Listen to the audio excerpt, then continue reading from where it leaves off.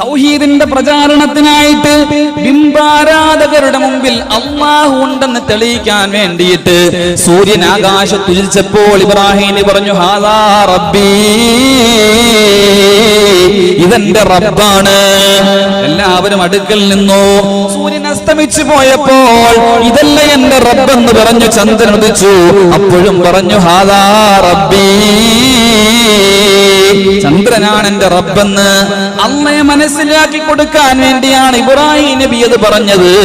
നക്ഷത്രങ്ങൾ ഉതിർന്നു വീണപ്പോ ഇബ്രാഹിം നബി അലൈഹി സ്വലാത്തു വസ്സലാം പറഞ്ഞു ഹാദാ റബ്ബീ, ഇതാണ് എന്റെ റബ്ബെന്ന്. ചന്ദ്രനും അസ്തമിച്ചപ്പോ പറഞ്ഞു ഇതല്ല എന്റെ റബ്ബ്, ഇതൊന്നുമല്ല എന്റെ റബ്ബ്, ഇതിനെയെല്ലാം പടച്ചു വെച്ച സർവേശ്വരനായ അല്ലാഹ്, അവനാണ് എന്റെ റബ്ബെന്ന് പറഞ്ഞു കൊടുക്കാൻ വേണ്ടിയിട്ട് പറഞ്ഞ ഈ ഉപാധികൾ സ്വന്തമായിട്ട് തീരുമാനമെടുത്തു ഇത് നുണയാണെന്ന് അങ്ങനെ ചിത്രീകരിച്ചിട്ട് ഇബ്രാഹിം നബി അലൈഹി ഇസ്ലാം പറയുകയാണ് നഫ്സി നഫ്സി നഫ്സി നഫ്സി നഫ്സിയാ